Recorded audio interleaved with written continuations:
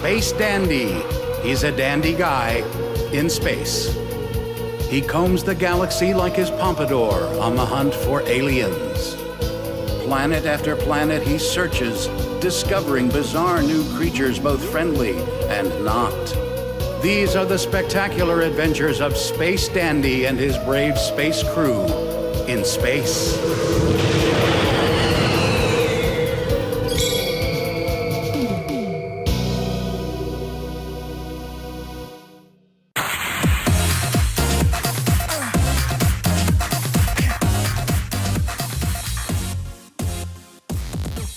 All right, everybody, posture check. Oh man, he got me. He did. He got me. Get that diaphragm open. Into the nose, out to the mouth. I'm leaning back, but I ain't shrimping. No, you don't have to. You don't have to lean back. Leaning back isn't that good either. Just sit up straight. Really align that spine. 45-degree angle. No, you shoulders back. Chest a little bit out, but not like, not cartoony out, just like, Yeah, we're not trying to impress any women here, like by making our chest look bigger than it is. We're just trying to open up some space in our lungs. I don't know about you. Yeah. I may be on the top floor of my apartment building, but I'm pretty sure if somebody tried real hard, they can look in through my window. And if they're going to bother going through all that work, I want them to, be rewarded for it. You know what? I guess out of all fair. The places you were going to take that thought, that really wasn't where I thought we were going. I suppose if that's how you want to find love and it works for you, then by all means, go for it, brother. Tale as old as time. All the single ladies out there, beneath me. Feel free to shoot me a messenger pigeon. All right, I respond back or within like 3 to 5 business days. Like that Taylor Swift music video where they're like putting sheets of paper up to the window and talking to each other, girl next door style. I actually am unaware of this music video, and I've listened to a lot of Taylor Swift music. Quite some time. It's very old and has been a meme for about as long too. Oh, my bad. I can't believe you actually don't know about it. That's kind of wild to me. Remember that time I've never seen a single High School Musical or movie or whatever? Is a good point. Yeah. Anyway, we hello people. This has been a long time in the making. If you clicked on the episode, then you know what's about to happen. We made this bet a long time ago. I don't even remember anymore what this bet was for that I won. But I know that I won it.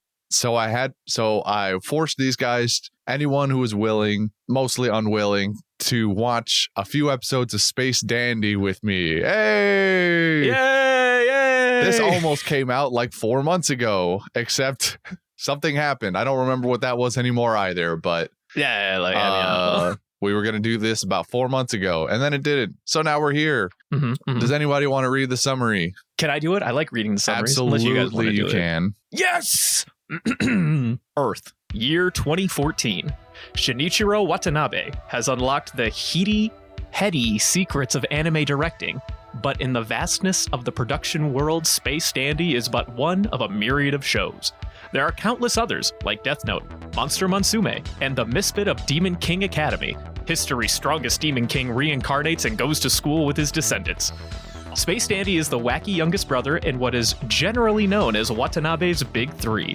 Contained within its nonlinear episodic walls, you'll find petty shenanigans, next to zero consequences, and plenty of crass humor.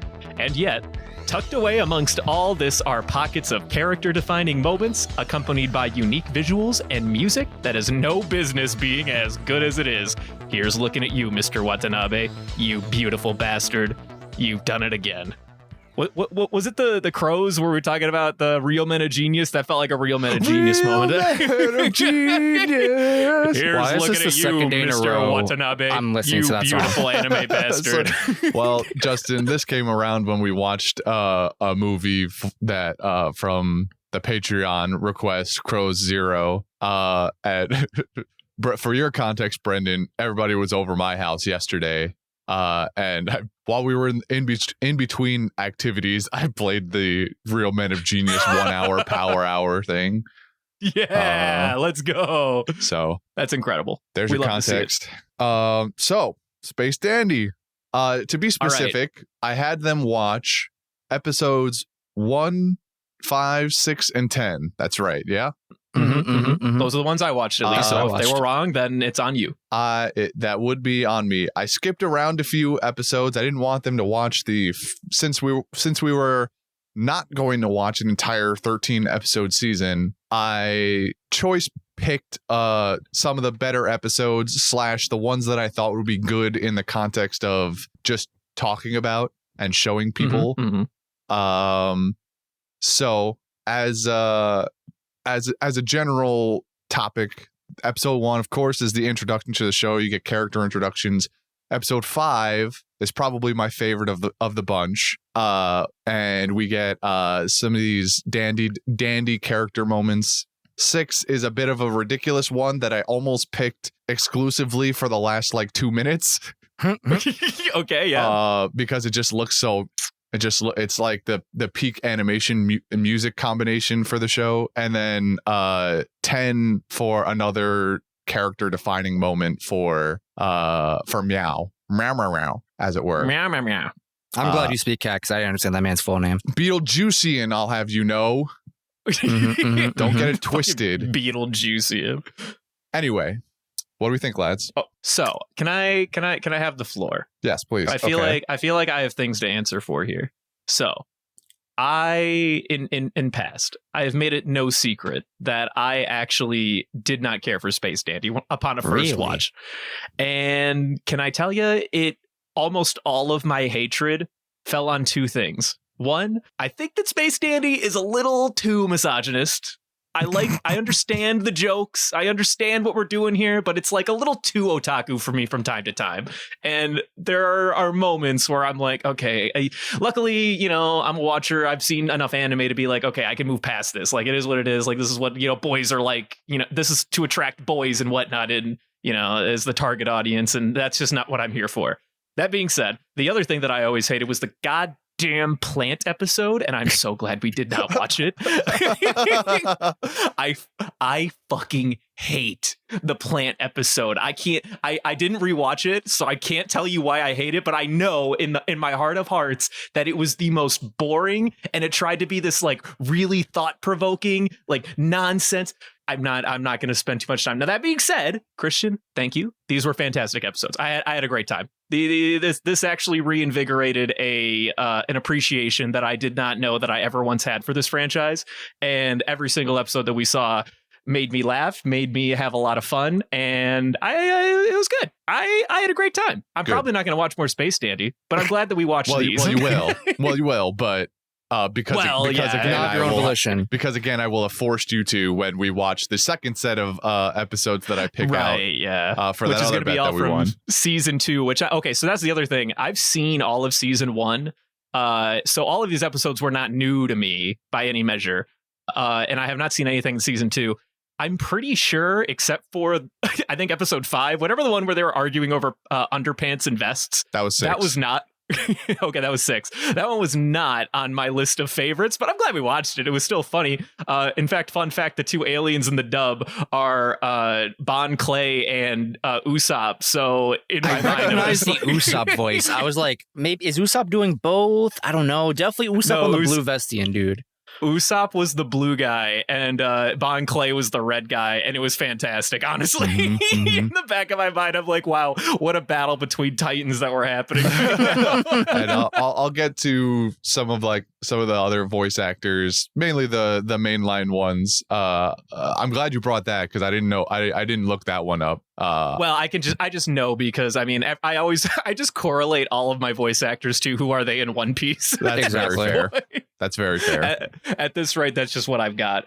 But no, that was probably the only one. I'm not gonna say it was weak. I still had a good time, but out of all of them, the other ones were a lot more thought provoking than I thought. The first one has just an absolute bonkers finish. And that was fantastic. Littered with references. There was a Terminator falling underground. Everything's going fucking crazy.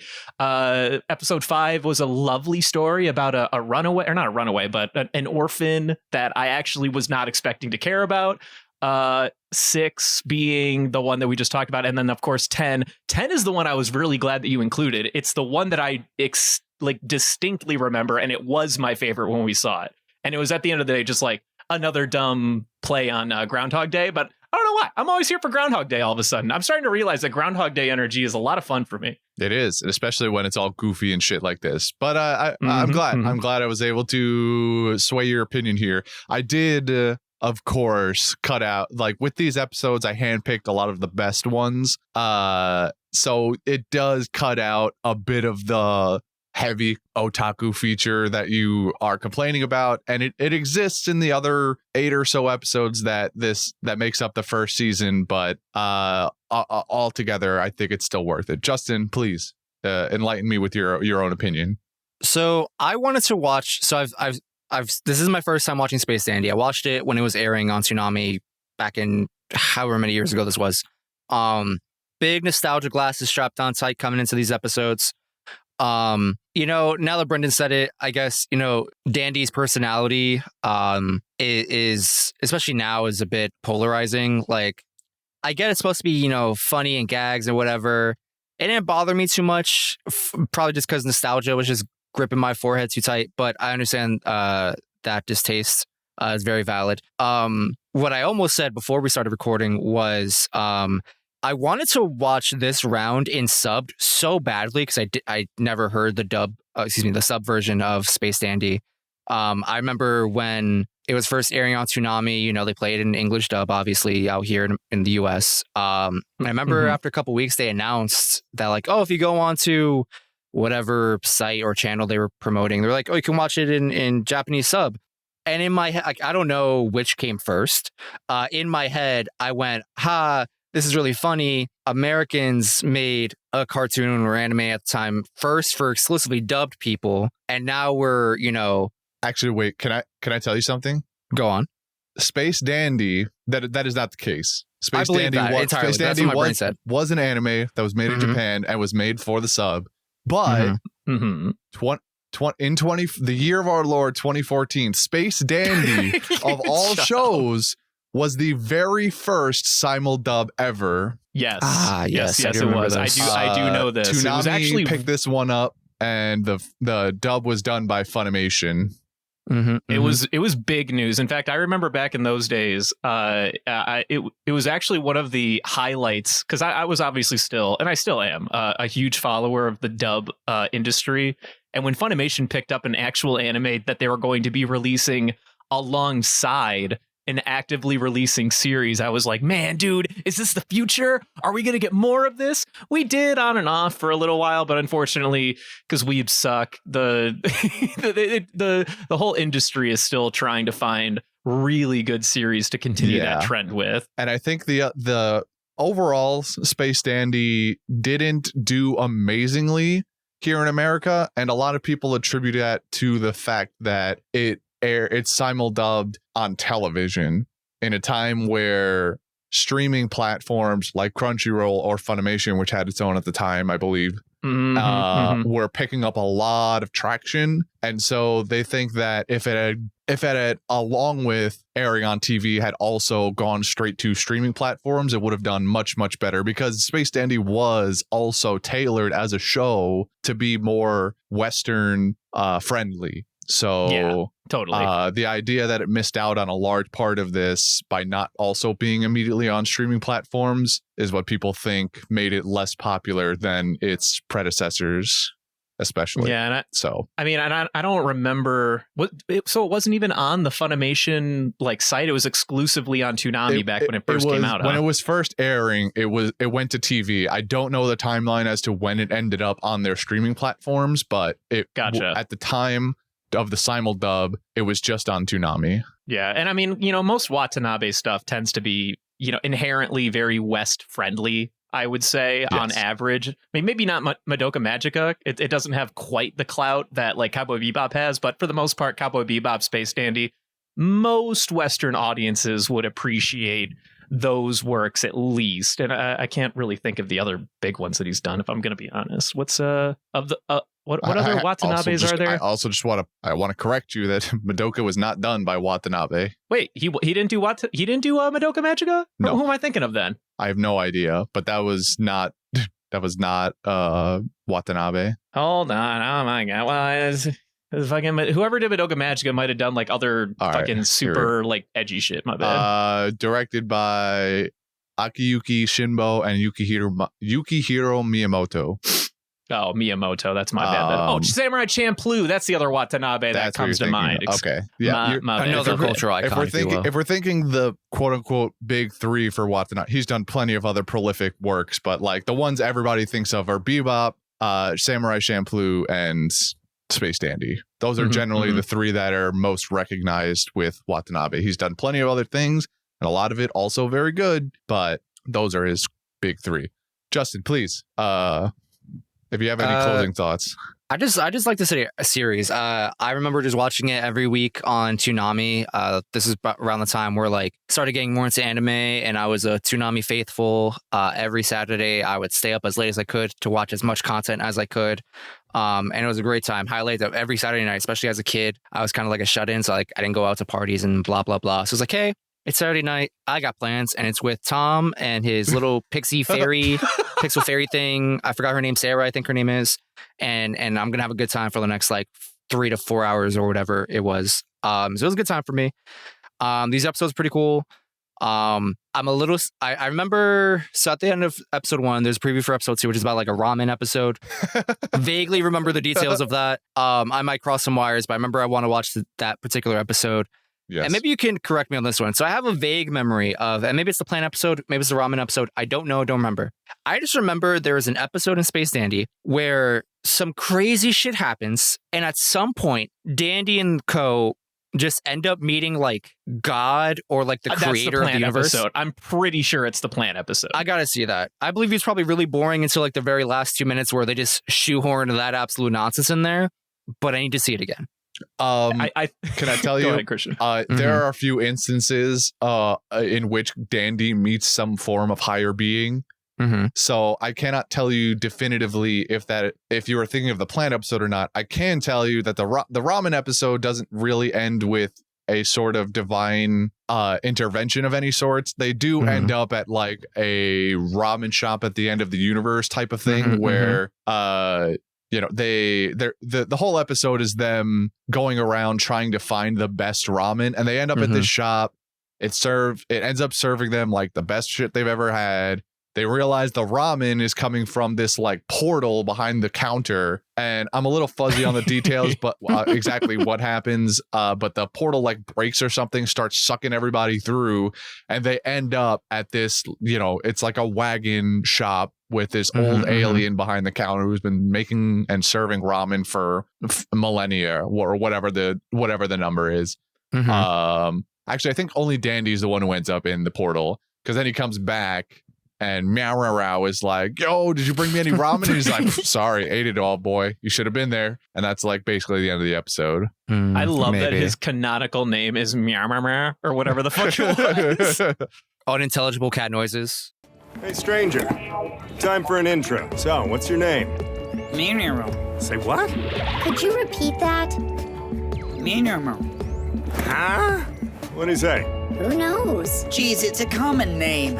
Well, in honor of you looking like a cat, how about meow? Oh, come on, you guys. Don't do me like that. I'm a Beetlejuicean. Whatever, he is totally a space cat. No, I'm not! Damn it! God damn, dude, it's so fucking fun. Honestly, there were a lot of jokes that I feel like they might have gone over my head, but I think that there were just like moments that I was like not I was drinking a lot of Haterade before this most recent rewatch. I think I was very more open to a lot of the set pieces, a lot of the jokes, and a lot of the character development that this show is providing. And when you open your heart to it, there's some good gags in here. There was some good stuff. Dude, I loved rewatching that 10th episode and seeing the animation around that fucking mill. It's gonna keep me up at night. I promise you it will. I'm gonna be thinking about that turntable in my dreams, dog. Man, spoken like a true engineer. Dude, I'm telling you though. I'm sorry, I didn't mean to cut you off though, Justin. The way he split apart that one piece of paper. Iconic. Actually, can we be honest though? Like, he split more than one, but then the anime was like, absolutely. And then the anime was like, hey, he only did the one because that's just what happened. And we're all like, okay. Yeah, sure. He's like, I can split this baby to like I forget the measurement, like a 1/10 of an inch or whatever it was. It was like 0.01 or it was like 0.10 millimeters or something like that. I don't remember exactly what the fucking tolerances were. I don't either. I just remember but it was good. I remember right after that scene or whatever, I wrote in my notes, I was like, blue collar workers saves the day. And I felt proud writing that. Hell yeah. Blue collar worker did save the day, though. Let's be real. Shout out to you, factory worker and or other unionized job employed person. Facts. You keep the world going around. Between episode 10 and episode 5, like I completely forgot how much heart this show had an opportunity to delve into. Because, you know, the premise of 10 is that our Meow Meow Meow protagonist, who doesn't want to be back at home, they're stuck there. They're trying to get their ship fixed. And the dad, they set up this whole bit where at one point when Meow Meow Meow was smaller, you can he just wanted say to. Meow. It's okay. Fine, Meow. Okay. I just like saying Meow Meow Meow. I do too. Anyway, when Meow was a kid, at one point he wanted to be just like his dad, and his dad was like, "Yeah, I love him. He's a good kid." But as he got older, he wanted to like experience space. But then the dad never did the bit that you kind of expect in these stories where the dad got bitter about it. He was just always a very, I guess, encouraging father. So even when he came by, he never asked him to join him at the shop or anything. He was just like, "Yo, man, you can continue to go down into space whenever you guys are ready. Just hop on out of here. We'll see you soon." Dandy. Oh. Dad, I'm sorry. It's just that I... Meow, get out there and see space. Go, live the life you want. Thanks, Dad. Go on. Your friends are waiting. Hold up. So you know that part we make at our factory? What is that thing? What's it used for? Huh? I don't know. I suppose it's some part of an appliance, probably. And then Meow has this like internal like character struggle of like, am I the asshole here? Yeah, I mean, you kind of are, but you're also not. I mean, you're allowed to want things. There was a lot of thought-provoking character interaction that I completely forgot about on previous watches. I will say. I chose these. I was going to go there. So the last episode of the season has more of a QT centric story to kind of develop his character a little bit more, but it's not really one of my favorite episodes. And honestly, it doesn't do as good of a job as the Dandy and Meow episodes do. So I decided to nix that one and go half and half between gag episodes and very character centric episodes instead. I think that was a good choice. Yeah. So they really slap you in the face, especially that 5th episode, because when you watch the first 4 episodes, they're entirely gag episodes. Mm-hmm. There's obviously the first episode, which you guys watched. The second episode is the ramen shop. The third episode, they land on a desert planet and get attacked by a giant titty monster. This sounds vaguely familiar. I do not remember this. I should go investigate. They have this whole thing that happens. You had to be there. The 4th is a zombie apocalypse. All of these, all of these things are just entirely gag episodes, and as you might have seen throughout these episodes, there are no consequences for actions. Nope. Every episode is a hard reset on, or if you follow basically what happens at the end of the first, they basically split the timeline and we're watching different versions of Dandy interact in different universes. So we're just hopping universes to find different Dandies and what the hell they get up to. So when they hit you with this episode 5, after all the dumb, crazy, misogynistic stuff that Dandy gets up to, you get hit with him like, okay, I'm gonna turn this alien girl in to, oh shit, I can't, like, we got to take a whole adventure train, what have you, to get her to the alien office, alien registration office. And he sorts to, he gets to know the child, and you learn this softer side of Dandy that you don't get in the first 4 episodes, because he's all about boobs, ass, and money, basically. So I like the dichotomy that this 5th episode especially and presents you with, because it turns the show from just like a meme essentially for hosting references to other anime to something that you can actually that can actually make you think a little bit. The young man with the large hair got in touch with me yesterday. I guess he must have checked around to see where I'd moved to. One way or another, he was able to track down my number. He did that? Frozen tangerines make a great traveling snack, you know. Okay. Well, see ya. You two have a good life together. We're not going to the registration center? Nah, never mind that. But what about all that money? I'll just find another alien. Can't be too hard. You be good, okay? Ciao. I appreciate it. What was really interesting about 5 too is that I think of the episodes we watched, you know that this show goes bonkers on the animation when the weird shit's happening, right? Like especially episode 1. I mean, that's just like it's pivotal at the end of the series, or I'm sorry, at the end of the episode when all these like aliens are coming out, they're all eating each other, whatever. The animation's going nuts. There's all these, there's angles, there's blasts, there's colors going everywhere. Let's go back. Shows what you know, smarty pants. They look scary, but they're no big deal. Let me show you how chill they are. I could poke this guy all day long. Wow! Damn it, Meow, this thing is not chill!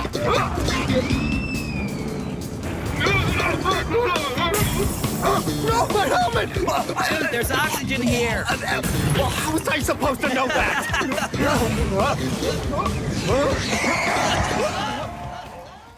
In episode 5, they took some time while they were on the train, just kind of vibing, and there were still really cool shots of like the space and looking over the city, and even of like their stupid egg and like toast meals or whatever. I was like, damn, dude, those look like some nice eggs though. And what was the other one?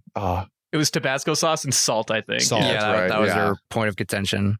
I didn't rewatch the episodes for this. I'm working off of my memory from like 2 months ago, but I remember them because it's like the 4th time I've rewatched them. That's fair. You can tell that's a true fan. He doesn't even need to watch it. He knows. The whole first season memorized. He's got the whole script in his head. Oh God, dude. But I do have a comment to make. So, as you mentioned before, Space Dandy, misogynist character. And what I find funny and coincidental is YouTube algorithm goes burr, and they've been mentioning videos to me by this YouTuber called Chris James. I guess he does like review content for like kind of retro shows from like the mid 2000s or later. And one of the videos I've been getting a lot of is like Spike TV content. And if anybody remembers Spike TV from mid 2000s to 2010s, their content was, as I think Chris James put it, meant for 2 type of audience members. Preteens whose frontal lobe has not fully developed, and grown men in their 30s whose frontal lobe have not developed. I definitely fit the 12-year-old part. Can I step in, my guy? Go on. We appreciate the life advice or the life story, but what does this have to do with Space Dandy? I'm getting there. Yeah, it sounds like this is a slow burn. So you know, Spike TV content, Mansers, Thousand Ways to Die, fucking Deadliest Warrior. That's the target audience. Those 2 people. Sure. I think I fit. If you take the first demographic of like preteen with undeveloped brain cells, when I was watching the show back then, when it was airing, I had the very simple blanket statement and understanding of Space Dandy as, I think maybe I was talking to Juan back in that time. I don't remember, but I was talking to somebody and I was like, man, Space Dandy doesn't make sense. It's not supposed to make sense. It is a show that you get like stoned to and you're like, wow, pretty colors. And maybe if you're like high enough, things will start making sense to you. Couldn't be me though. That's the plant episode. That's the plant episode. For Seriously, more than one reason. I swear to fucking God, don't even get me started, dude. I have like flashes of like my rage when we were watching that, of how just wild it was at the time. Right. I'm sorry. I don't mean to divulge this conversation. Finish, Justin. So Justin back then had that understanding of the show where it's like, yeah, man, like it's boobies, it's space hooters, all right? Like it's supposed to like make my brain light up or whatever. Now that I've watched these episodes again and I'm older, one, you chose particularly great character-driven episodes with great narrative.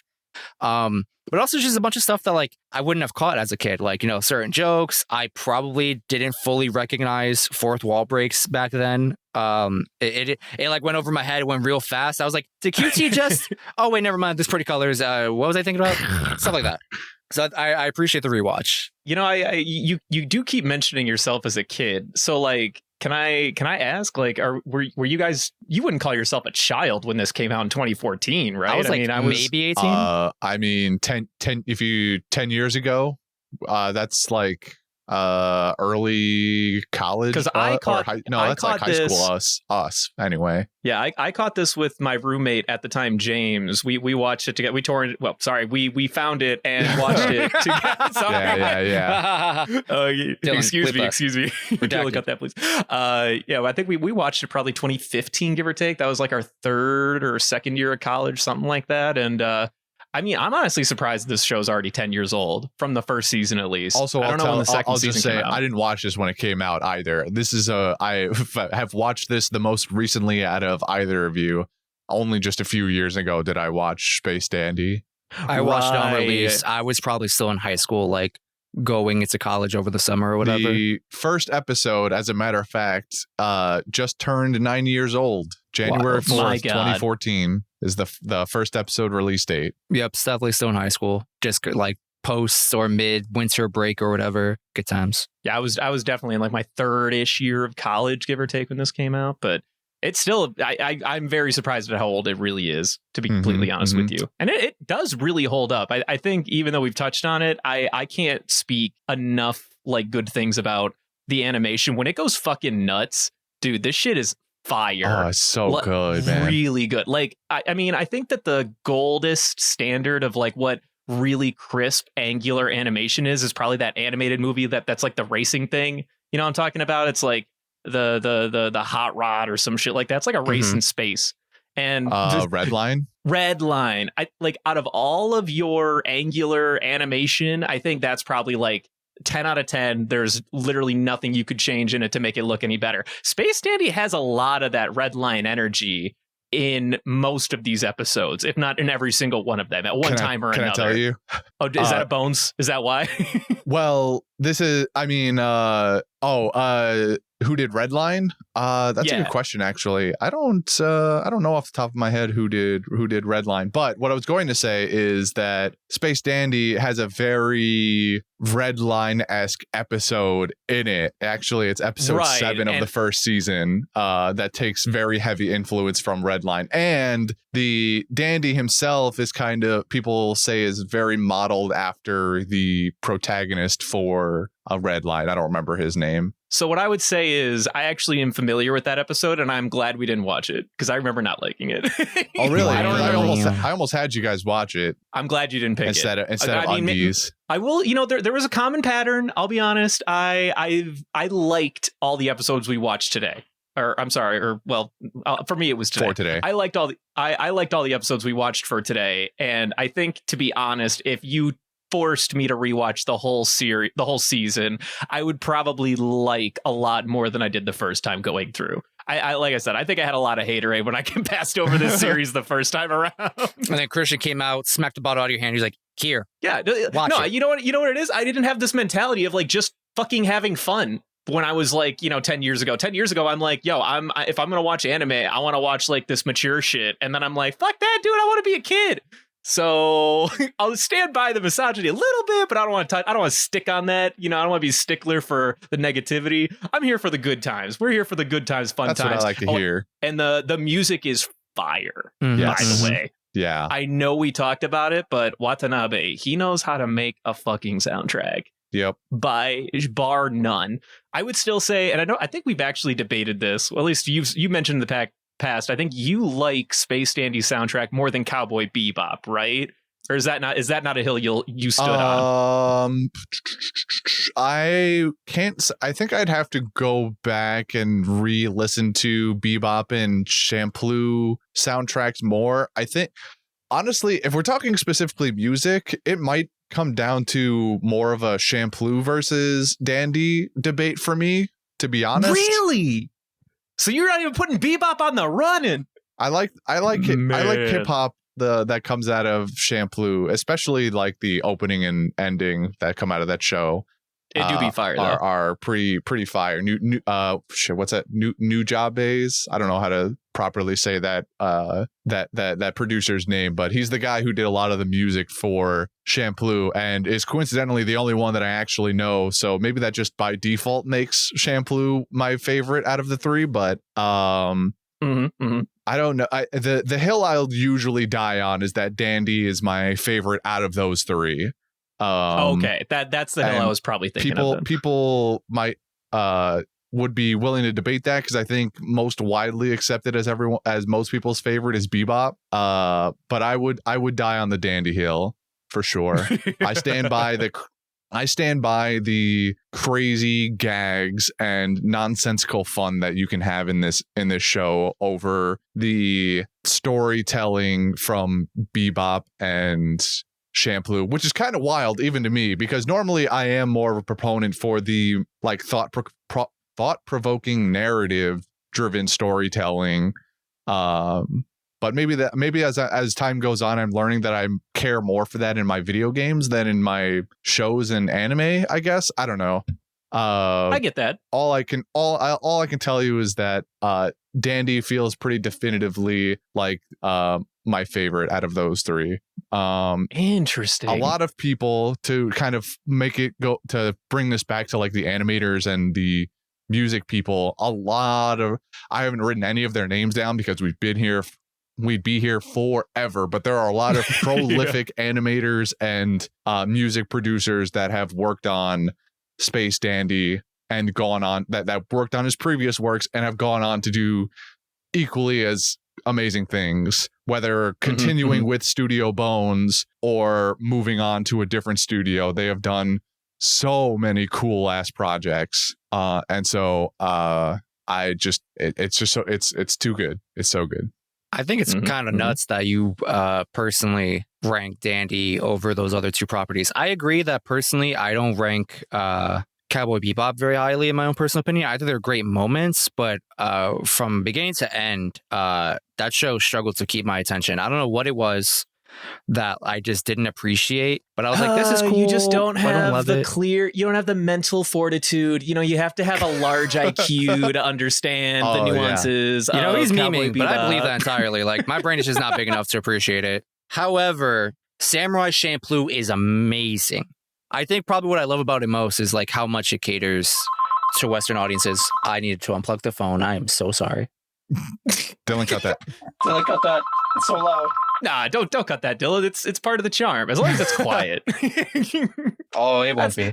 Yeah, it probably won't be, but you know, who cares? It's that's funny. The Panda View charm right there. Yeah. Where was I? Right. So Samurai Champloo. Love just the I don't know what period of feudal Japan, but feudal Japan elements mixed in with, you know, modern hip hop influences and some other just like, you know, it's got a couple of gags. It tends to keep a serious tone amongst the characters, but I still like it. It's a great series from beginning to end. And also I think it is interesting when you consider like the tone between Bebop, Champloo, and Dandy. Dandy is basically all gags. Champloo is mostly serious with a couple of like funny things here and there. Well, actually, it kind of goes the route of what am I thinking of? Boondocks, where some of like the really serious energy, if you like if you play it out, it almost looks funny. Or Bebop, which is like a cross between the two. I think that's still why I put Bebop higher than most of these, is because Bebop it does a lot more of what I think episode 5 and episode 10 in Dandy did, pretty much every episode in the series. And I think I'm mostly here for that. I love gags and I love, you know, bits here and there. Like when you see Ein literally hopping around after he's high off his ass or whatever, that shit's fire. I don't care how many times I see that from Bebop, but I want gags dispersed inside of my like semi-serious stuff from time to time. And I think that's kind of why I still would rate Bebop slightly or higher than the rest of these Watanabes. But I have a lot more appreciation for Dandy now. I see the vision. I didn't see it 10 years ago, but I can see it here. I can see it now. Good. That's what I'm here for. And hopefully I can continue that trend when we do the second set of episodes, because I think season 2 of Dandy is even better than the first one and has better moments even than the first. There's less character driven stuff because or at least like specific episodes that are kind of more dedicated to developing the character, because we've already done that in the first season. So now we can kind of move on to stuff that's still in line with that development, but has more of the gaggy lean to it. And I think they hit a lot better and tone down a little bit more of that like misogynistic kind of very sexualized content. I think they turned that down a little bit better in season 2 than they do in season 1. I can be here for like the boobies gag, being like a joke on Hooters, but just like, don't slap me across the face with this shit all the time is all I'm asking for, man. I know. I can understand that just not being your preference of gag. Right. It's got the subtlety of Usopp's 10-ton hammer. Like, right, exactly. That's kind of where I'm at. Like you can make subtle gags and even like make him a bit of like a pervert, a la Sanji energy if you really want to. I'm not going to be super outraged. Just don't smack me over the head with it. That's all I'm asking. Like, man. when they say restaurant, that's like beating me over the head with it. I will say that's a good joke though. That's a pretty good joke, I think. I would appreciate that joke in like if it's like IRL usage of like, yeah, Hooters, and if there's any type of equivalent across the world, you would categorize them as restaurants for like social commentary in like a paper or something. Like, I could appreciate that, but like, it's the fact I think they did it more than once. More than like, it probably wasn't abundance, honestly, but like more than once I've read the word restaurant on my subtitles and I'm like, what the fuck? They said restaurant in the dub and it caught me off guard at first. I was like, these motherfuckers actually did it. They said it, didn't they? Wait, so did you actually, maybe I missed this earlier, did you actually end up watching the sub instead of the dub this time? No, I watched the dub with subtitles because okay. Brain Big Smooth, but also they're just like, I wanted to make sure whenever I wrote down a quote, I wasn't missing anything. Right. That was mostly the reason. That's Fair enough. I recommended the dub to them. I don't remember if I mentioned this earlier, and if I did, forgive me, but I recommended the dub to them because this is one of the few times where I think the dub slaps over the sub more than anything else. It's not just a few, I'm just saying. Like, agree to disagree. Ian Sinclair, though, fucking nails it as Dandy, though. Watanabe's thing is like, they do a good job with Watanabe's works. With the dubs, especially. I don't know what it is. They just tend to. I mean, it's just very Western friendly, I think. Because honestly, I was watching this and it probably helps that now I also wasn't a Rick and Morty fan back in these days. I think the first season of Rick and Morty had come out by the time this debuted.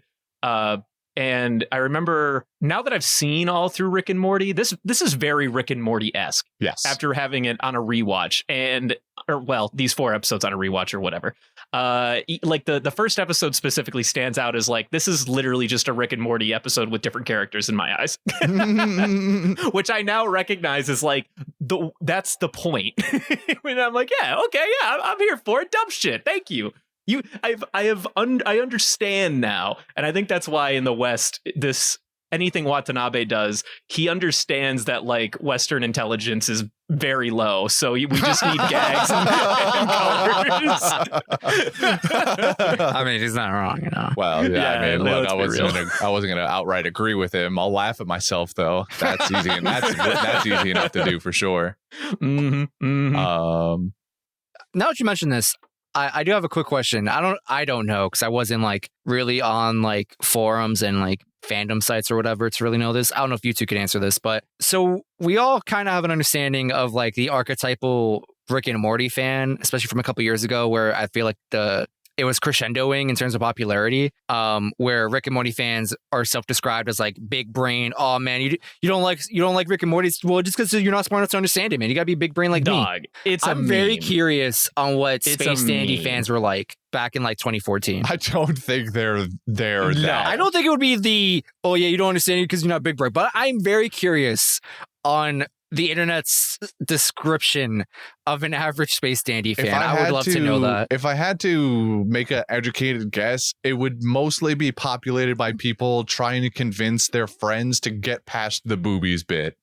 Yes. If I was a betting man, I would agree. I think back then when anime was a little bit less popular. It was getting popular, but not obviously as it is today. It's like me trying to convince a girl, oh yeah, Spike TV, great content, I promise. Just look past all the misogyny. No, this is actually very relevant. Okay, it's like I attribute trying to watch Space Dandy or Rick and Morty based off of if you were dating somebody and your girlfriend came over, and do you think you could convince her to watch an episode of Space Dandy? Do you think you could convince her to watch an episode of Rick and Morty? I think Rick and Morty is more palatable because it doesn't do the extreme otaku-ness that Space Dandy does. So in that respect, I think that Space Dandy inherently will diminish its overall audience because it inherently sexualizes one side of the alley more than the other, which is like, whatever, you know, if you're here for fun times, you're here for fun times. That's what you need to get past. So I think in general, yes, if you were in 2014 and people were like, I don't get it, like everyone in there would be in their seats, you know, typing away going like, well, I promise you, if you could just like get past like all of the like cringy, you know, booby stuff, I promise you, it's like really thought provoking. It's a lot of fun. There's a lot of colors, you know, just like ignore it. Just, you know, it's like, I don't want to ignore it. Like, I want to experience the series like as it's presented to me, so to speak. And or just turn off the haterade. Stop drinking the haterade. Brendan definitely just brought up a Reddit post he wrote in 2014. 15, dude, actually, though. No, I agree. There were serious thoughts on this series from back in 2014 that honestly now I'm just like, get over it. Who was that guy? Who was that guy? Couldn't be me. Couldn't be me. Yeah, I Space Dandy definitely has a prerequisite of I've been around the block in anime watching, so it doesn't do itself any favors in that regard, but I still love it anyway. Brendan started mentioning the voice actor for Dandy. His name is Ian Sinclair, which if you're here, you know our One Piece podcast. Probably, if you got here without that, then power God to you. Bless you. God bless the algorithm. I don't know how. Yeah, I don't know how you did it, but if you do fall into that category, go watch our One Piece podcast, One Piece of the Line. Ian Sinclair, subtle plug. The voice actor for Dandy, is the voice actor for Brooke in One Piece. I love that guy, dude. He's so funny. Even though Dandy is an imperfect character, he nails it from head to toe, start to finish, and I cannot say anything bad about the delivery in Dandy as a character in this series. Just to expand slightly on Ian Sinclair's backlog of characters, I didn't write too many of them down because there's a lot, but one other probably, he doesn't actually have too many, maybe I just haven't watched enough anime, but like recognizable ones. But among them, for the My Hero fans, he's Shoji, the guy with like the weird arms. Yeah, can he's make like a bunch the guy of body like grows parts pop mouths. out. And possibly his most important voice acting job, Tear from Smite. I like how, okay, wait a minute, you can't keep doing this, man. Why are you? We can't. We got a lot of gods on the Smite roster, and there's a lot of voice actors in there. And there's even more skins. No. We can keep That at is this also all true. day. We got 10 years plus the content to burn through. Yeah. For those that don't know the joke, I guess this is going to become a reoccurring bit now, and I hate it. We did this bit when we talked about the new Sengoku on our One Piece podcast, having been the voice actor for Panda Odin. I guess we're just going to start anytime we talk about voice actors, something I've wanted to do for this cast for a long time, respecting the English, dubbing industry, and we're going to make sure we relate to their most prominent roles, such as Tear and Smite. I'm going to take this time to also, because there's a lot of the high level English voice actors in this show, of course, as well. QT, the voice of QT, her name is Allison Victorine.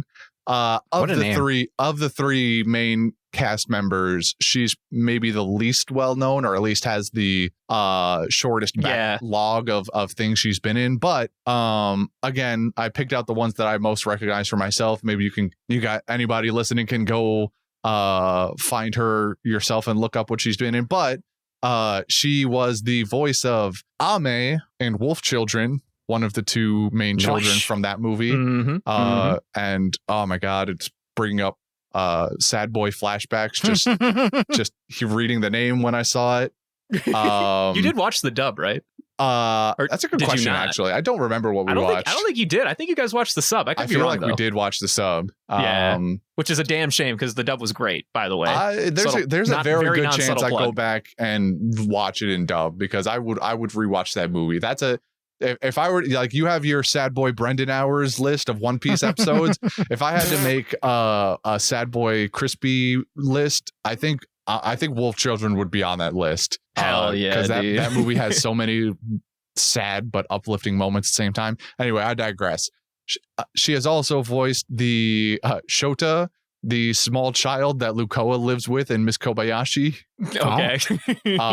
As one of her other more noticeable roles. And Brendan, let me tell you, her most important role. Oh boy, here we go. What's her most important role, Christian? Jing Wei in Smite. I hate it. This is the best Panda View episode ever. I love it here. What's her last name again? I want to look her up because I actually wasn't familiar with her when you said it. Victorine. Viktorin. Allison. Victorine. And while Brendan does that, Justin, I'll recant to you the voice actor for Meow. His name is Joel McDonald. Great name. Has a very good name. Has a pretty good log of things he's been in for the last 15 years or so. Mm-hmm. Among them, returning to One Piece, actually, Joel McDonald is the voice of Kuma. Nice. That's why he sounded. I couldn't put my fucking finger on it. That dude sounded so familiar to me. But I will say that the two voices are very different. He definitely put on a different voice for Meow here. For sure. Joel McDonald also the voice of Zareth in Fairy Tale. Okay. Nice. Fair enough. Another pretty high level role, a very prominent role in the show. But Justin, let me tell you. Yeah. Oh boy. Joel McDonald's most important role. Yeah. Is. Yeah. Mercury from Smite. Yes, baby. This is the worst day. This is the best day. This is the best. I can't tell you how happy I was because I looked them up in this order. I went Dandy, QT, Meow.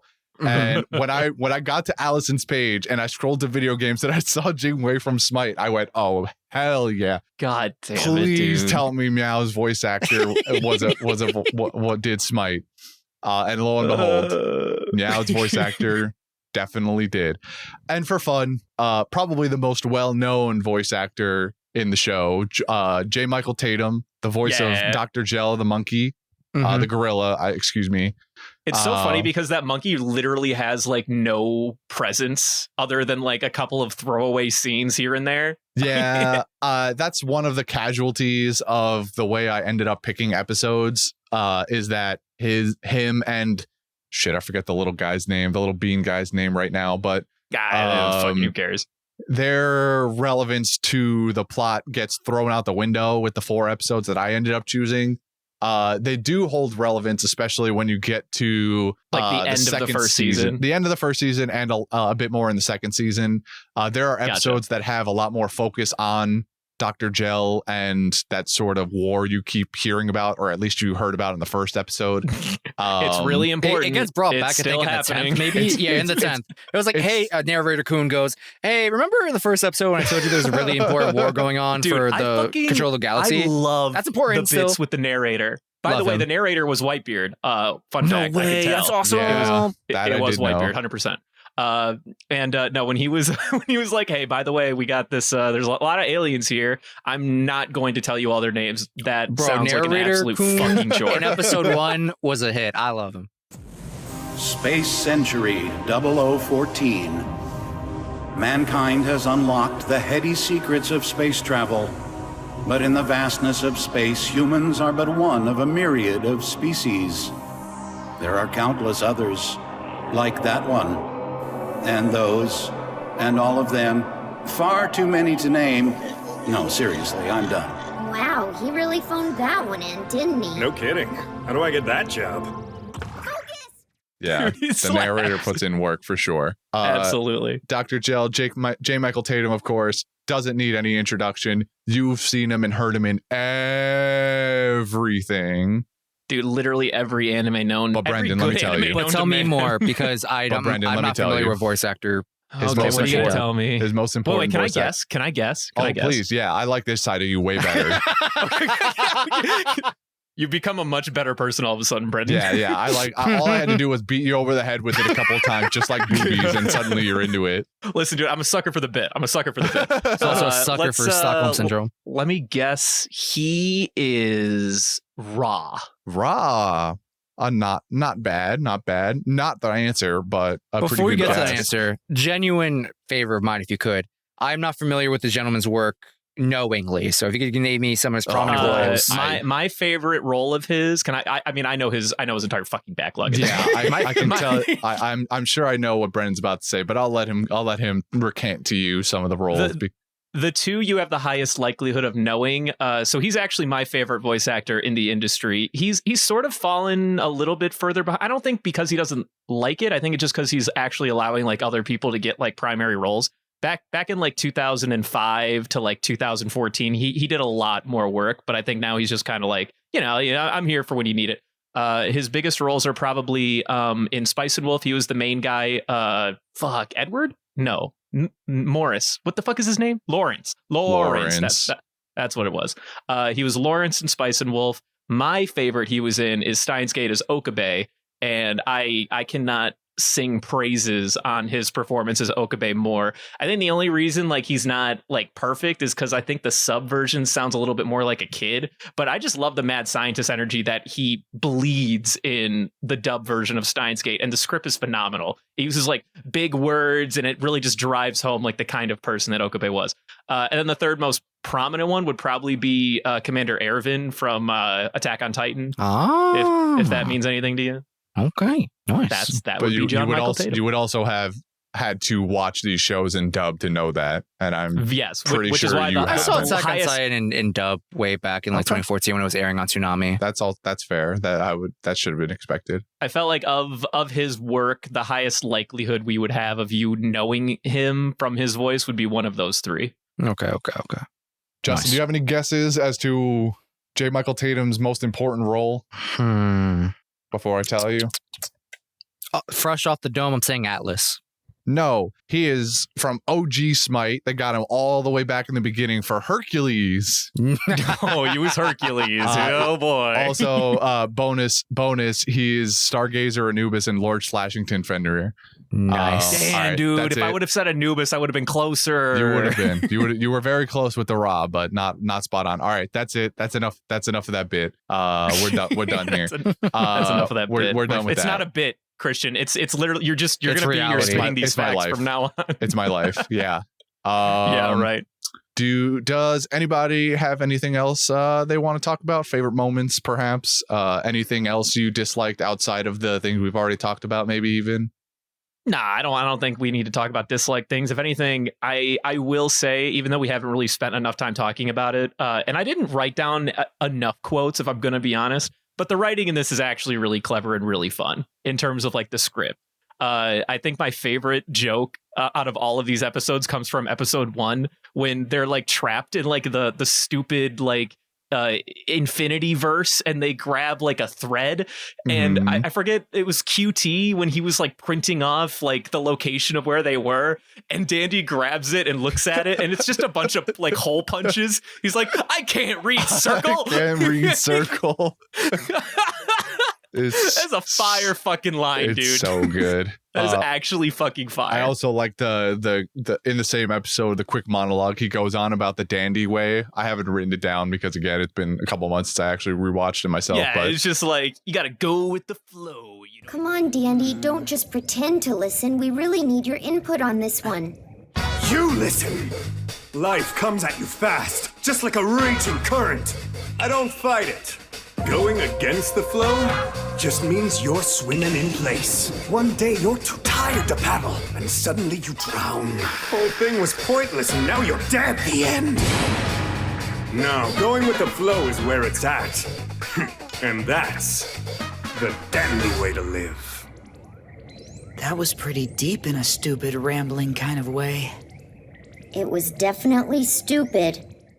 If you swim against the current, you're gonna be sitting still, and I'm just like, shut the fuck up, you ham. Like 2 minutes later, they get in that situation where they have to warp away from something, and Meow pulls the warp drive, and he's like, no, we didn't fix that. This could go really bad. And he's like, what happened to going with the flow, dude? Dandy's like, you have all your hair. Shut up, or something along that line. Because he was all talking the hair about off his head. Yeah, because he was saying if you do too much warping, then you might lose hair in clumps. And he was like, listen, man, you're made of like way more hair than me. You don't have as much to lose. God fucking damn it. So stupid. It's great. All right. Well, since we're kind of closing in on the end here, I'll just also mention some of the comments and concerns that I came across from various websites in regards to Space Dandy here. Holy bejeebses, this is like a train wreck you can't stop watching. Is a good one. Okay, yeah, I like that. I respect that. I like that one. This show is the bastard love child of Cowboy Bebop and Gintama, and I love it. Honestly, that's a very apt comparison. It's all of the spaciness of Cowboy Bebop with the energy of that. I already forgot Gintama. my brain broke. And the last one that I'll mention, watching this after finishing Cowboy Bebop cured my depression. Okay, whatever, dude. I don't like that last one. That was stupid. Nah, I mean, the ending of Bebop is relatively downtrodden and kind of, melancholy. Maybe it's melancholy. Fine. I don't. That could leave people in a head state where Space Dandy is. I just don't like this mentality where it sounds like you're using Space Dandy to elevate your emotional state from Cowboy Bebop. And I can't take that line down, Christian. By it. Can't stand by it. I mean, it makes sense. General progression of. Shut up, Justin. Boy. That also reminds me, I remember when I was watching this way back when, I thought to myself, oh, Space Dandy has to be like a spoof of Cowboy Bebop, having no knowledge of Watanabe working on both shows or anything like that. No, honestly, can I tell you? I remember when it was first advertised, and I think I remember everyone comparing, like, they were like, it's Cowboy Bebop if it was stupid. And everyone was like, oh, that sounds great. And then, like, it came out and with mixed reviews. The not a comment I found, but a quote from the director himself, the man, Watanabe, the man, the myth himself. Upon being asked if there were, this was actually like last month, I found an interview, a short interview with him. He was asked if there were any of your older anime that he would like to make more of, which would it be? Now I know what you're thinking. Oh my God, no. The answer is Space Dandy, right? And no, Watanabe is not a fan of Smite. But okay. The answer was indeed Space Dandy, because otherwise I wouldn't be bringing this up. He says, I think I could keep making more Space Dandy forever. I'd make so much of it up to a season of 50 or something so that people would get angry and say, that's too much. Stop it already. And to you, Sir Watanabe, I say nay. It would never be enough. Like I would keep watching John Wick movies until the end of time, I would continually sit my ass down in a chair and watch Space Dandy until the end of time. Here's to you, Watanabe. God damn, you real animation machine. Real man of genius. We salute you, oh producer of westernized anime culture. This is great. I love it here. I love the music you make.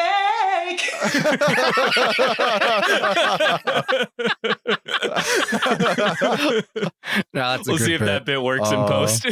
I love it.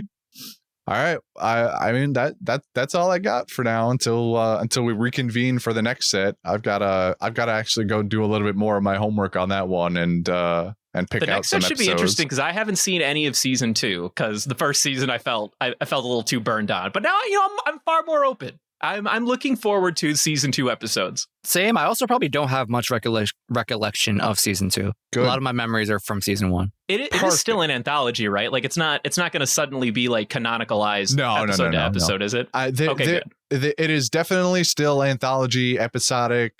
Shenanigans don't mean much from episode to episode. But the end of the second season, especially, they start to tie in this thread of like, why it's the way it is. Yeah, there's a plot, we swear. And the Dr. Gel and that whole war starts to make a little bit more sense as to why they reference it a little bit more. But I'll have to see which episodes I can, besides the very last episode, because we'll definitely watch that one. I need to see and try and find the best combination of episodes that'll make that make sense for you guys as much as possible, especially because we skipped over most of like what happens in season 1 in regards to the Pionian War. Listen, I'm here for a good time, not a long time. I trust you. Don't worry too much. But that's it. Unless anyone's got any closing thoughts on the show, we've pretty much reached the end here. One, and it's a question for all of us. Okay. Would we consider doing this before each of the Watanabe series? You know, we do an episode for a couple episodes on Shampoo, couple for Cowboy Bebop. Can I tell you, if you told me to watch either Bebop or Shampoo, I wouldn't stop at 4 episodes. I would watch the whole damn thing. I think those two shows especially don't work for this sort of format because of the fact that there's actually plot. Cowboy Bebop is mostly anthology until like the last 4-ish. So if we left it like the first 8-ish, then we could be fine. I suppose that's fair enough. Shampoo's pretty episodic. It's a little anthology-esque, but it's less about being an anthology and more like there's like interconnected consequences, if that kind of makes sense. Yeah. I if we were gonna do Samurai Champloo, I would just ask that we make sure to watch the episode where Jin saves that girl from the whorehouse. That would be my only request. I agree. That sounds fine. That sounds great. I'm already here. My own personal episode is when I don't remember characters' names, but the girl of the trio, when she gets kidnapped by a kid who's just trying to buy medicine for his mom. That episode, particularly of one piece of monologue that kid offers toward the end of the episode, just has stuck with me since I watched that series. Who knows how many years ago? All right. Well, you want to take us out then, Justin, since you've got the talking stick? All right. Thanks for listening to us tonight/today, whenever you're listening to this. If you wish to reach out to us on social media, you can do so at Panda Sightings on both Instagram and Twitter. If you wish to email us about literally anything, you can do so at pandasightings@gmail.com. If you wish to financially support this, and by this, we mostly mean our One Piece podcast, you can do so via Patreon. You can get to that through our link tree in the description of this episode, or, links in our bios and all that. And if you're interested in meeting people who hopefully also listen to this podcast, we have a Discord. We never actually asked any of them if they listen to our Panda Views. I assume they do, but I don't actually know that. I think a decent chunk of them do. Enough. Surely if they care enough. Also, shout out to Easy Life, who is our Patreon member, who is the only one in the $80 tier. Shout out to you. Here's to you. You're going to get shout outs until it expires, because we all know it's gonna. It's fine. We appreciate you regardless, especially with the banger movie drop you gave us. Yeah, dude, Crow Zero. I still have to see the 2 sequels. Yeah. It's going to be great. We'll get to it. Anyway, thanks, guys, for listening. Bye. Bye-bye now.